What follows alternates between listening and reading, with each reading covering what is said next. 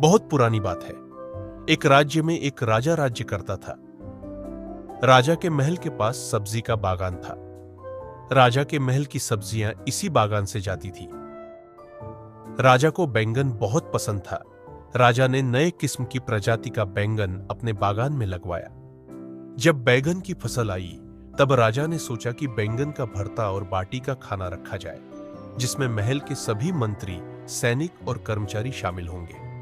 रसोइयों ने बड़े जतन से बैंगन का भरता और बाटी बनाई। खाना बहुत स्वादिष्ट था। राजा सहित महल के सभी लोगों ने जी भरकर बैंगन भरता और बाटी का मजा लिया। राजा का एक प्रिय मंत्री था। उसे भी बैंगन भरता और बाटी बहुत पसंद आए। उसने कुछ खाना अपने घर के लिए भी रख लिया। मंत्री जब अपने घर पहुंचा तो उसने खाना अपनी पत्नी को भी छकाया। मंत्री की पत्नी को भी बैंगन भरता और बाटी बहुत पसंद आए। खाना खत्म हो गया, किंतु उसका जी नहीं भरा। मंत्री की पत्नी ने मंत्री से कहा, मुझे बैंगन भरता और बाटी बहुत पसंद आए।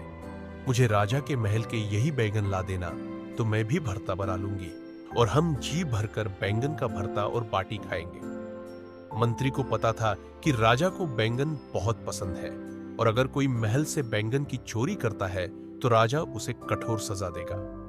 मंत्री बोला, भगवान, ये राजा के बागान के बैंगन हैं, इन्हें जो भी तोड़ डालता है राजा उसे कठोर से कठोर दंड देता है। किंतु मंत्री की पत्नी को बैंगन का भरता और बाटी इतने पसंद आए कि वह मंत्री की कोई बात सुनने के लिए तैयार नहीं थी। उसने धमकी दी कि अगर उसे राजा के महल के बैंगन नहीं मिले तो वह हमेशा के लिए मायके चली जाएगी। मंत्री को अपनी पत्नी के क्रोध के आगे राजा का क्रोध सहना ज्यादा आसान लगा। मंत्री ने तय कर लिया कि वह राजा का दंड सह लेगा, किंतु पत्नी को राजा के बागान से बैंगन लाकर देगा। दूसरे दिन सुबह होते ही मंत्री राजा के महल पहुंचा, बागान का मुआयना करने। मौका पाते ही मंत्री ने कुछ बैंगन तोड़ीराज कर रख लिए और घर आकर पत्नी को दे दिए। मंत्री की पत्नी बहुत खुश हुई और शाम होते ही उसने बैंगन का भरता और बाटी बनाई। बैंगन का भरता बहुत ही स्वादिष्ट था। दोनों ने जी भरकर खाना खाया। मंत्री की पत्नी बोली, हमने तो खाना खा लिया, किंतु हमारा बेटा छत पर सो रहा और वह भी भूखा है। उसे भी स्वादिष्ट बैंगन का भरता और बाटी खिलाते हैं। मंत्री बोला, अगर हमने अपने बेटे को बैंगन का भरता खिला दिया तो यह बात राजा तक पहुंच जाएगी, क्योंकि हमारा बेटा कभी झूठ नहीं बोलता और वह सब सच बतला देगा। मंत्री के बार बार माना करने पर भी उसकी पत्नी नहीं मानी। मजबूरन मंत्री अपने बेटे को जगाने छत पर गया और उसके चालाक दिमाग में एक युक्ति सूझी। मंत्री छत पर पानी ले गया और अपने बेटे के ऊपर पानी इस तरह से डाला मानो बरसात हो रही है।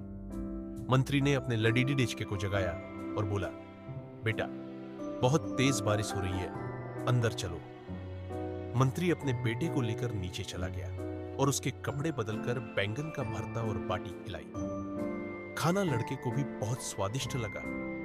दूसरे दिन राजा को यह बात पता लगी कि कोई उसके महल के बैंगन चोरी कर ले गया। यह देखकर राजा को बहुत गुस्सा आया और उसने अपने सैनिकों को चोर को ढूंढकर लाने का आदेश दिया। सैनिकों ने पतासाजी करी तो पता लगा कि सुबह मंत्री जी बागान में आए थे। यह बात राजा को बतलाई गई और राजा ने मंत्री को बुलावा भेजा। मंत्री जी समझ गए कि राजा को उस पर शक है। मंत्री राजा के पास पहुंचा तो राजा ने उससे पूछा कि क्या उसने महल के बैंगन चोरी किए हैं। मंत्री ने कहा, महाराज, मेरी इतनी हिम्मत नहीं है कि मैं आपके बागान से बैंगन चोरी कर सकूं। राजा को पता था कि मंत्री का बेटा कभी झूठ नहीं बोलता है। उसने मंत्री के बेटे को बुलाया और पूछा, बेटा, कल तुम्हारे घर में खाने में क्या बना था? मंत्री के बेटे ने बतला दिया कि कल रात उनके घर बैंगन का भरता और बाटी बनी थी। लड़के की बात सुनकर सभी को यकीन हो गया कि मंत्री ने ही बैंगन चोरी किए हैं और अब उसे कठोर दंड मिलेगा।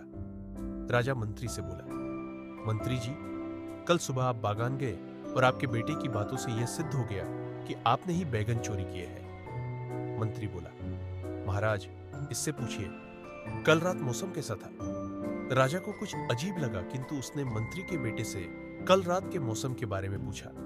मंत्री का बेटा बोला, महाराज, कल रात बहुत तेज बारिश हो रही थी।